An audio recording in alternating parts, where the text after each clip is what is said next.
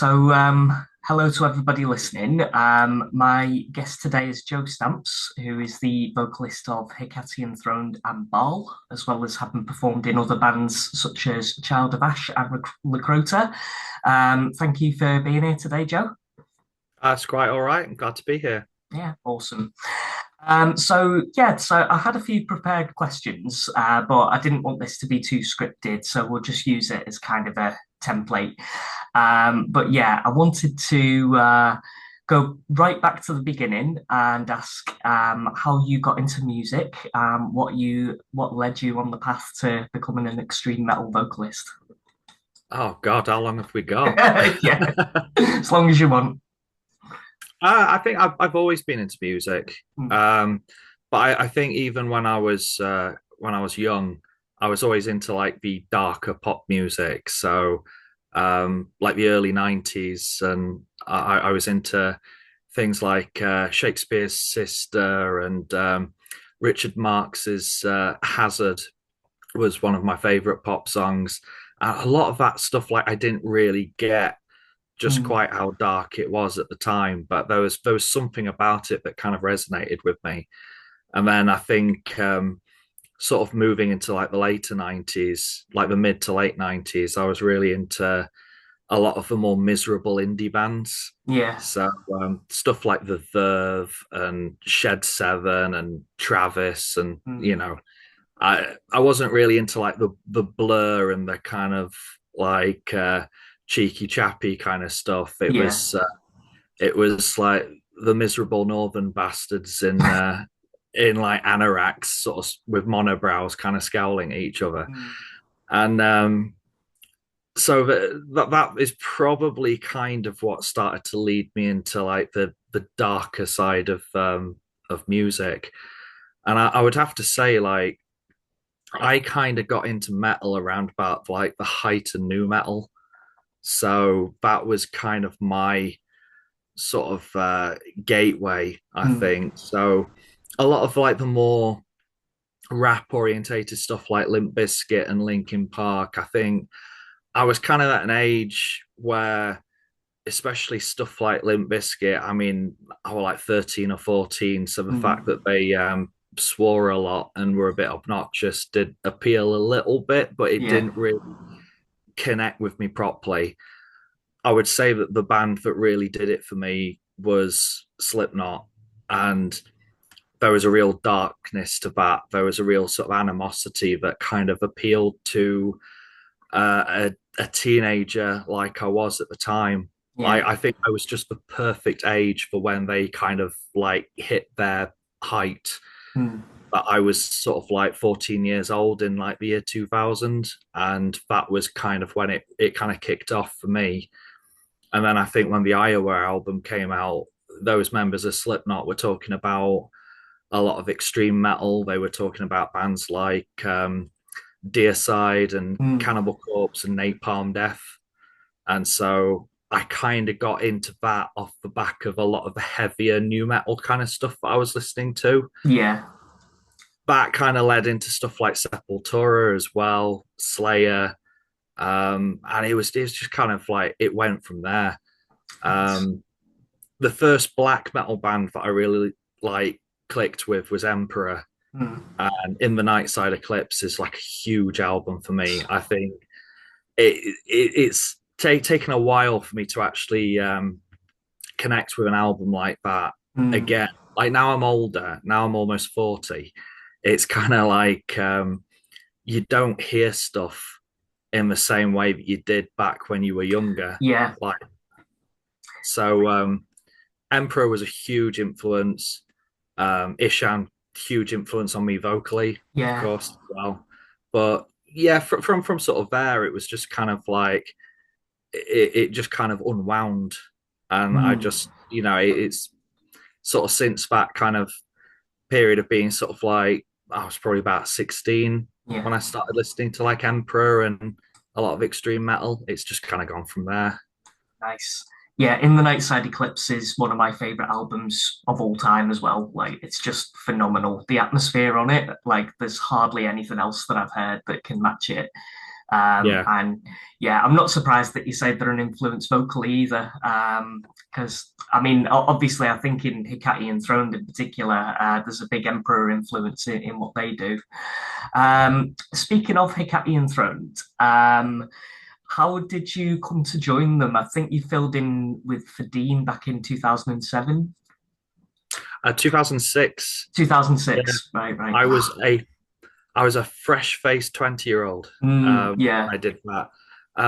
How that came about was I was in a band back in the day called Sadistic Under Torture, which Mm, that is the sort of band you're in when you're 20, isn't yeah, yeah. it? we had a great laugh in that band, and I'm still in touch and good friends with Joe Mortimer, Yeah. who yeah, he's been in bands like Crepitation, Mm, Neuroma, Colpoclesis, yeah.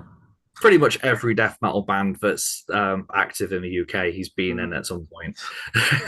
yeah. So yeah, we supported Hecate Enthroned at the Dresler Lounge in Liverpool, which Mm, was it was kind of a little function room above a takeaway.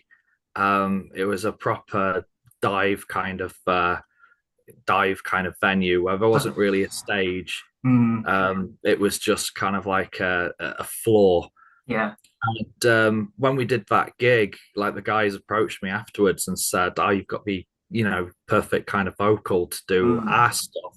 nice. Dean can't make a couple of shows on this upcoming tour. Would you be willing to fill in?" And Mm, I was like, at the time, it was crazy because like when I first started doing heavy metal, like as a vocalist, when I was like 16, mm, it was never something that I kind of envisioned myself doing. mm, Because I have to say, when I was like growing up and I was watching bands and there was like these big tattooed blokes sort of bouncing around a stage, bellowing at people and everything like that, I was like a quiet theatre kid. yeah. So there's nothing about that that sort of said to me that I could do that. Mm, So when I started doing it, it was kind of just for a laugh.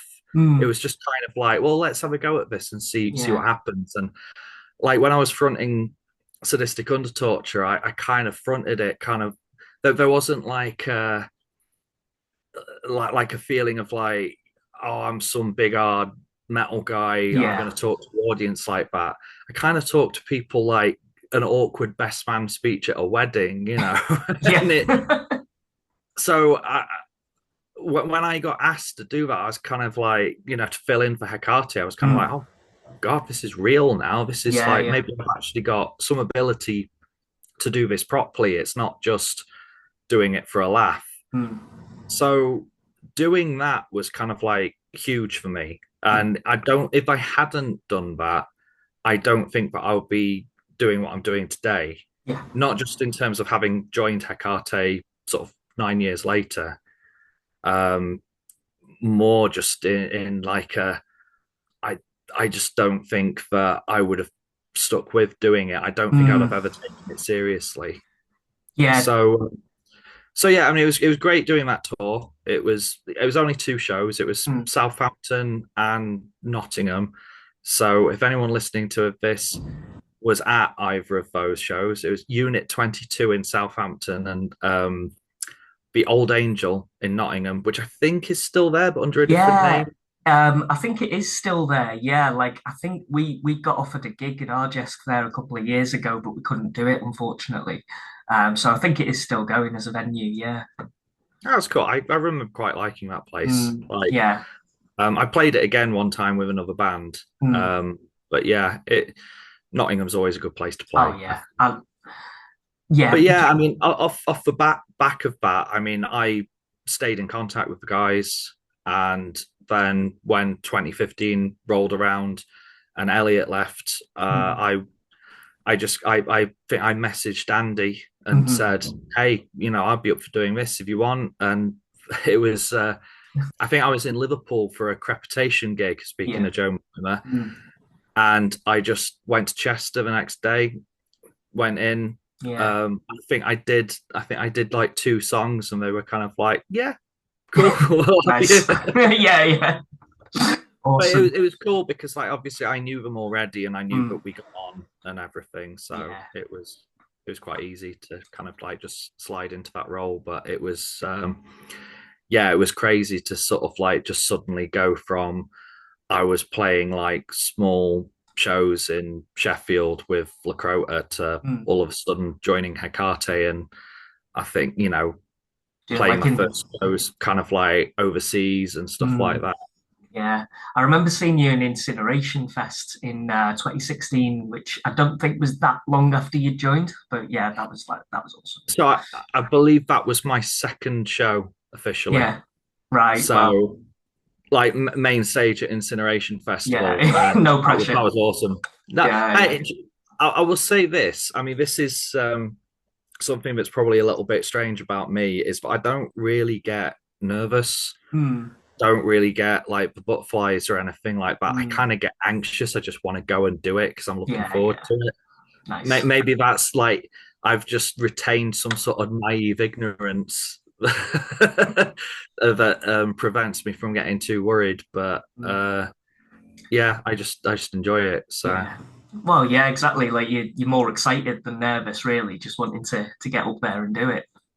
Oh, I that's think it's cool. probably partly like the theatre background from Hmm.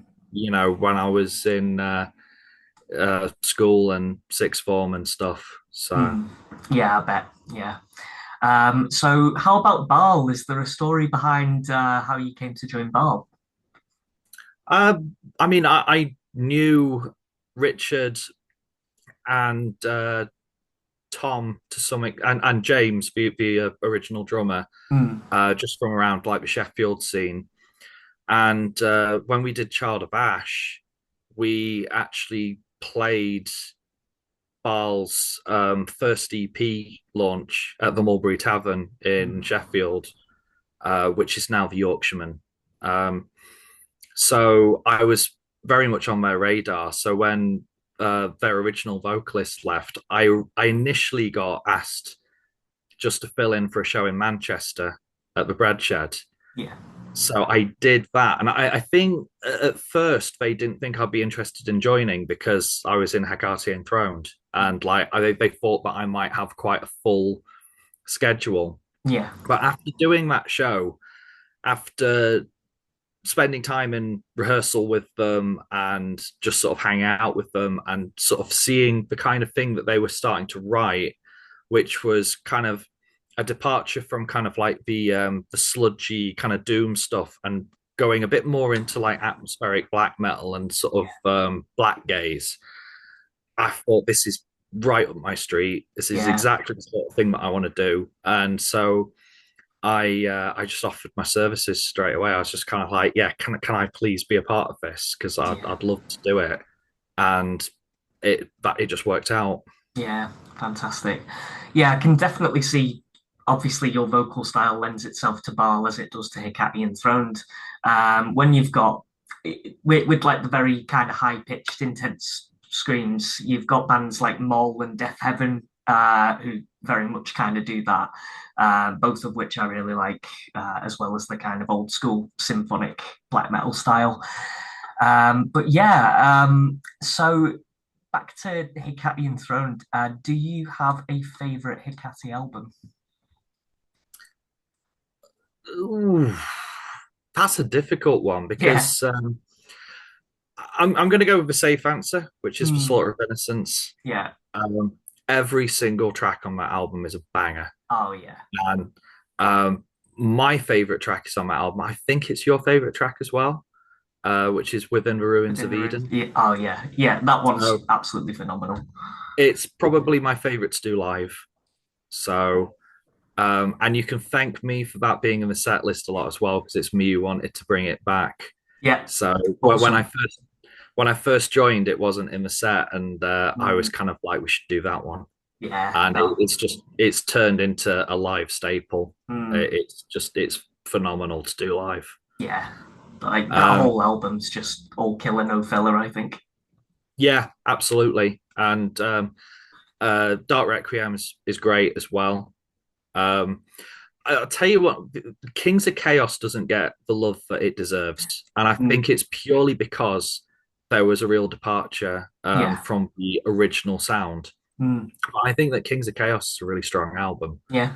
and there's a couple of tracks on that that I hope we start to bring into the set Yeah. because I mean, it's a lot of people have actually come up to us and said, "Oh, hey, can you do like Perjurer or Yeah. Blessing in Disguise or something like that?" And kind of like, yeah, I'd love to do one of those. Yeah. I'd love to do one of those tracks, but I mean, obviously, like Embrace of the Godless Aeon is special for me. Mm, Because that is my first album that I've written for, and obviously been on. But keep an eye on what we end up coming up with soon. yeah. Absolutely. Yeah. I was going to ask about that because I think there is a new release in the works. I think both for Hecate and Ba'al, actually. Is that right? Yes. So with Hecate, you're rubbing off on me with how you Yeah. pronounce. Yeah. It's because of Uh, Bob. Bob says Hecate, so I say Hecate. so does Andy actually. Like Yeah. Yeah. Andy says Hecate, and then I say Hecate, which Yeah. is Yeah. probably which is weird because like I'm Northern, so Yeah. you'd think that I'd say Hecate rather than Mm, Hecate, like Bath. But let's not yeah. get into Yeah. it because like I have this conversation with fans all the time. Like, Yeah. how are Yeah. you How meant do to you pronounce pronounce it? it? I'm Well, I've like, heard Hecate, I've heard Hecate, who knows? it's tomato tomato, isn't it? Yeah, There's yeah. no right or wrong way, really. Well, I know Mm, what we say, yeah, but exactly. if you say Hecate or Hecate or whatever, it doesn't matter. Yeah, It's exactly. fine. But yeah, with Hecate, we're in the process of recording at the moment, which because we're kind of like dotted all over the country, it's a slower process than it would normally be Mm, for a lot of bands who are all together. It's a slower process than it is for Ba'al, where yeah. we're all in Sheffield. So, and obviously being a vocalist, my part comes later. Mm, So as we record this, I think we're recording guitars at the moment. So the drums are done nice. and the guitars being done now. And so I'm probably going to be doing my bits in the coming, like maybe next month, something like that. And I've got a guy in Sheffield that I'm going to go and record with. But Ba'al, we've had the album that we're releasing. I've got a release date, but it's not announced yet. Yeah, So no I'm not worries. can't say anything yet.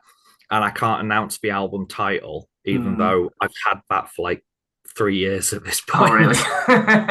I've actually I've the title for the next album. We haven't even started writing yet. Yeah, Um, so with Ba'al anyway, we're the album's going to be coming out this year. Um, but it's an album we've had recorded for almost. But by the time it comes out, we'll have had it recorded for about 2 years. yeah, So we did both that and the EP Soft Eyes at the same time. And Soft Eyes was kind of like an interim release. yeah. So yeah, we probably won't do that again though, because it was an awful lot to do in one recording session. I bet. So Mm, nice. Awesome. Okay, so when we were talking online, you also mentioned that you've been judging Metal to the Masses in Sheffield. Do you want to talk a little bit yes, about that? it's brilliant. Mm, I absolutely love doing it. It's you get to see so many bands that you wouldn't necessarily have seen otherwise.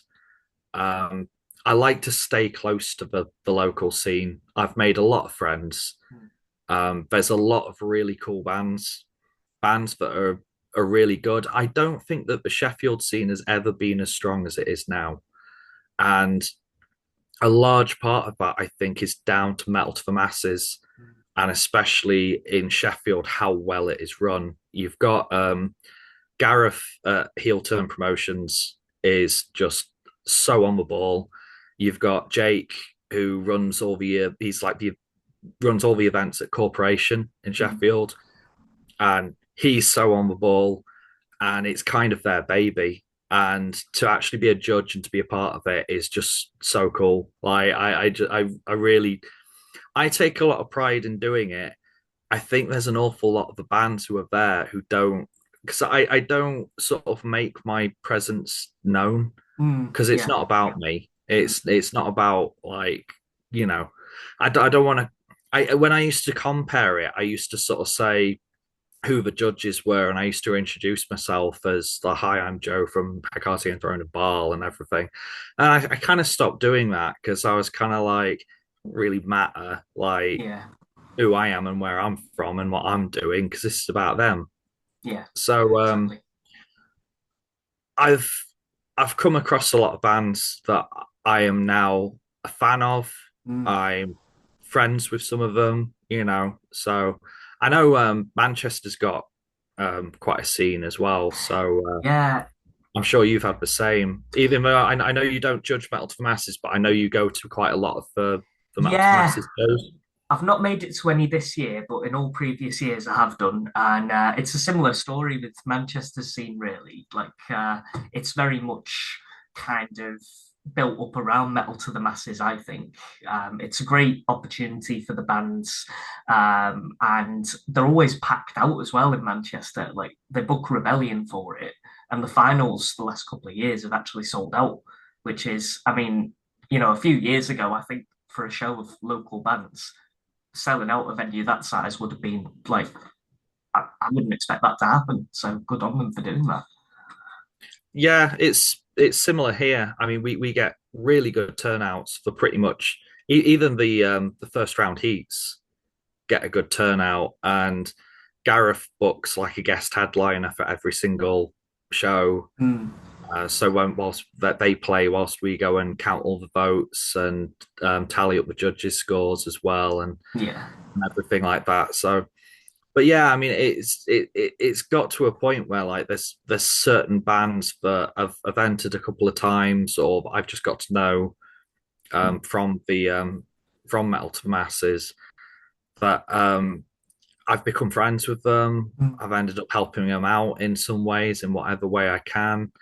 Um, I mean, this year we've had a couple of really cool bands from sort of around the local area, like we had a really good tech death band called Orbital Alignment. Uh, there's a black metal band who I think are from Halifax. It's either mm, Halifax or Huddersfield. It's one of the H's in yeah. Yorkshire. Called Soul Grief, who are really really good. Mm, And there's even bands that like you probably wouldn't expect, like an horrible extreme metal frontman like as well. The last couple of years, we've had a band called Bansif, mm, who are more of like an alternative metal band, but with very thoughtful and sort of sincere lyrics mm.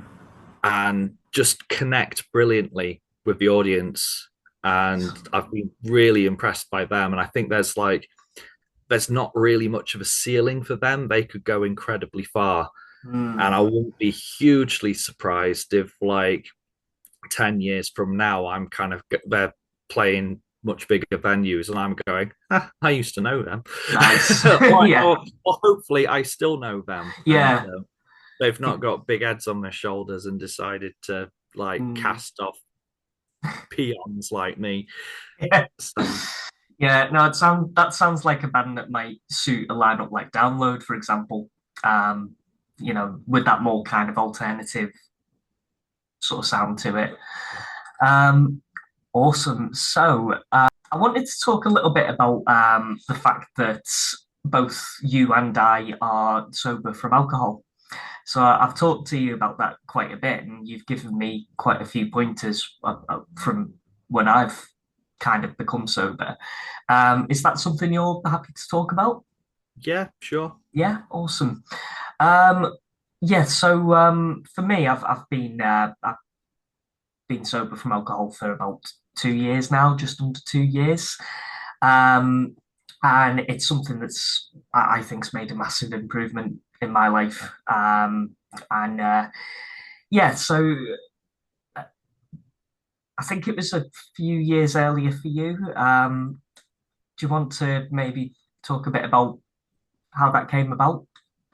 Yeah, I mean, it was the start of 2022 for me, I Mm, think. yeah, Yeah, because it's been 3 years. It's been just over 3 years for me. yeah, Um, for me, it was necessity. mm, It was like it was becoming a problem. Well, yeah, it had been a problem for quite a while, mm, and I think that it was kind of difficult because it wasn't something that was obviously a problem to a lot of people that I knew, yeah, because I wasn't someone who was kind of like acting out in public or anything like that. mm, It was a very private thing. yeah, Um, but it had kind of been an issue for, I don't know, probably over 10 years, to yeah, be honest.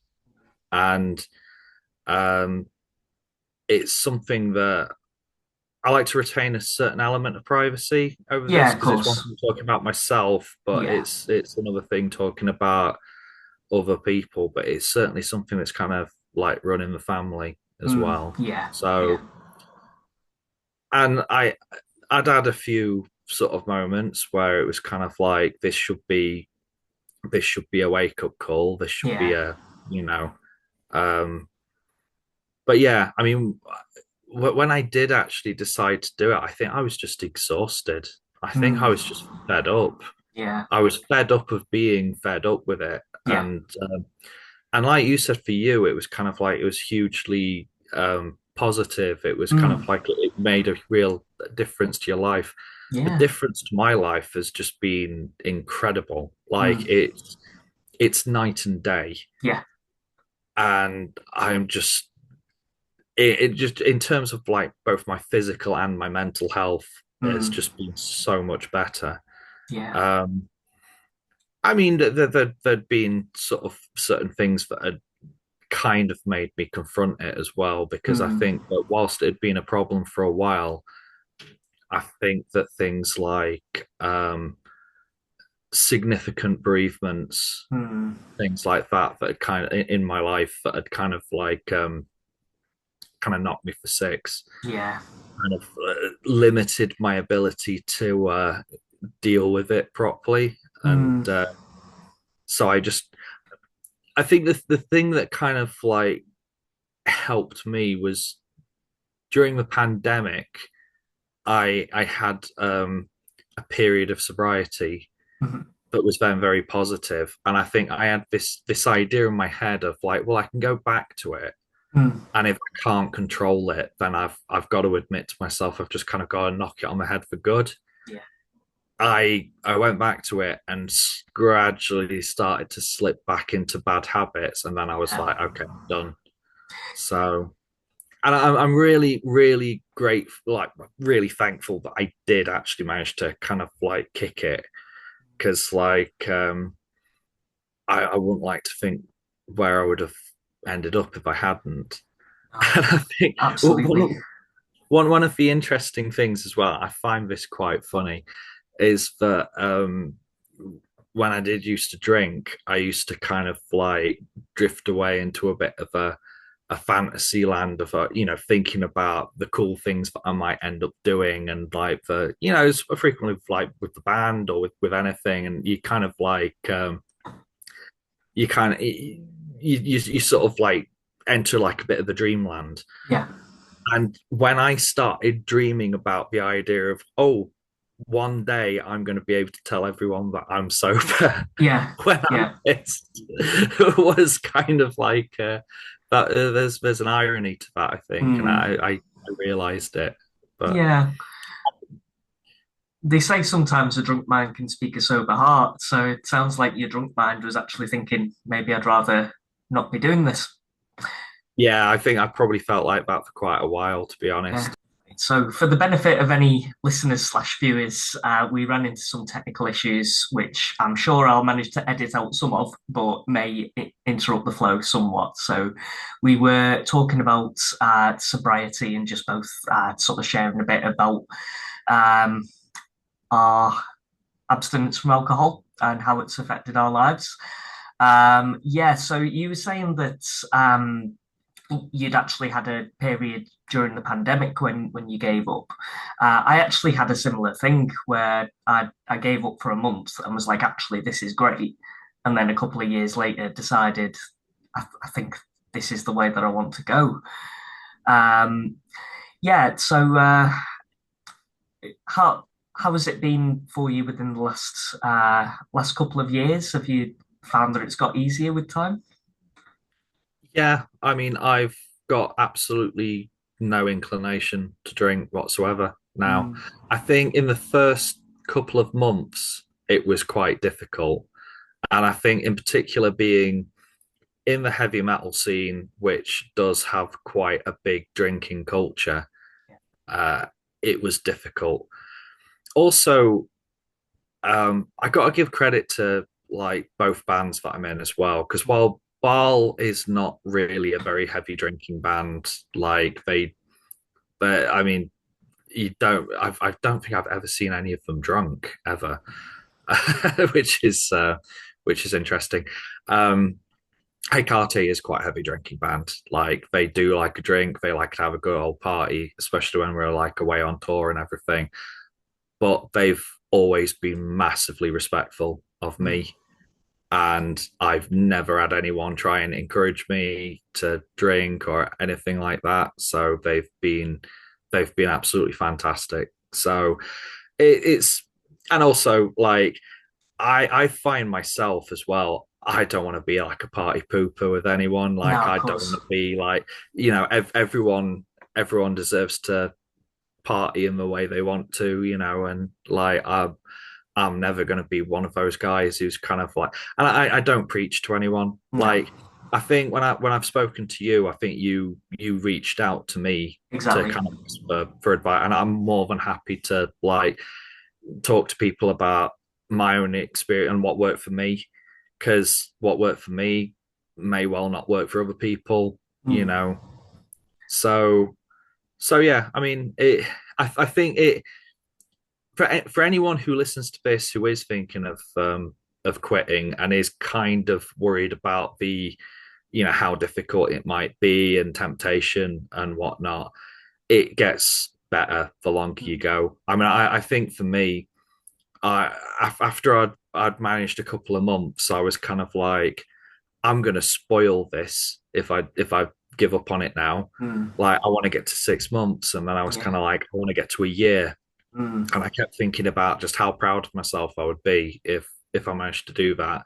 And I was starting to see the results of just sticking with it as well.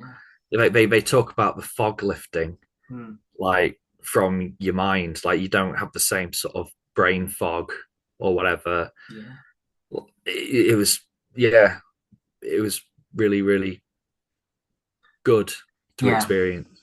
Absolutely, yeah. No, I can definitely see that, and yeah, similar experience that I've had, and I like that you said about not being preachy about it, because again, one thing, what works for one person might not work for somebody else, and I think there are a lot of people who enjoy alcohol and can make it just a part of their lives where it doesn't affect other areas too much, and yeah, so regarding like not wanting to be a party pooper as well, I've found alcohol-free beers have been really helpful for me for that. Have you found that yourself? Yeah, I think Mm. that they've gotten a lot better. Oh I yeah, think that only a few years ago, a lot of what you would get was pretty not very nice. yeah, It was pretty weak stuff. Whereas I find now that there's certain types of alcohol-free beer that are excellent. I mean, mm, there's certain ones that I've had where I can't tell the difference yeah, between them and like the actual alcoholic version. So mm, I'm not going to mention certain ones because I'm not on anybody's payroll or anything. But no, like, yeah, I know what I tend to go for, mm, and I've found that like a lot of places, a lot of venues and stuff tend to have like a reasonable selection now as yeah. well.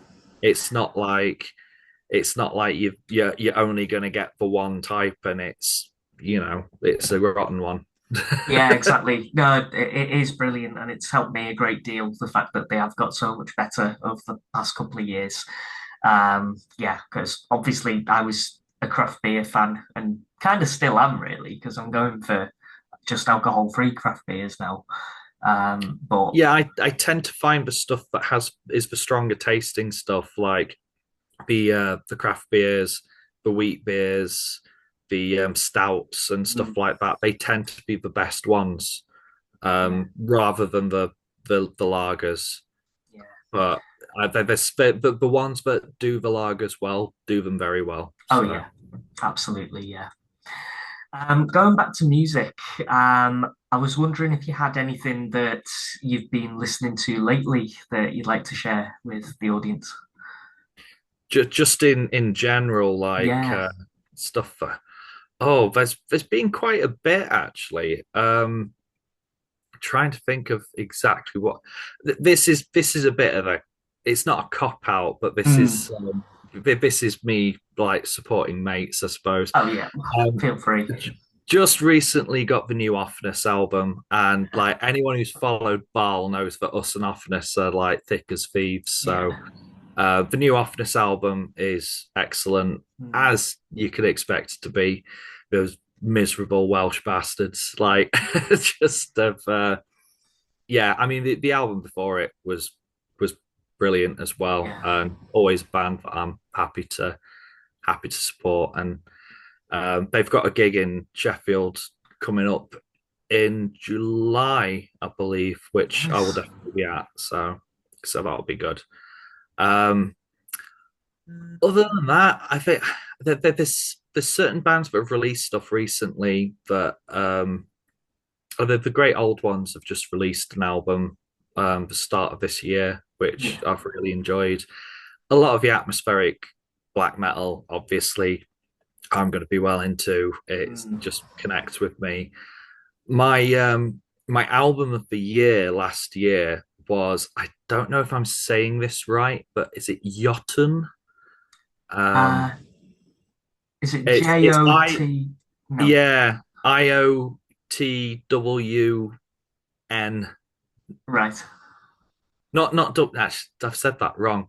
It's two U's Right. and So not double W. U. Yeah. Yeah. Yeah, so this bloody awkward, isn't it? Like It's black metal, isn't it? Like you never know how to pronounce half the band names. no, and like I'm in two bands where nobody can pronounce us. It's like everyone's got multiple different pronunciations for Yeah. both the bands. But yeah, I mean their album Kinship was just absolutely phenomenal. Just an excellent album from like start to finish, and just loved it. I loved their previous album as well.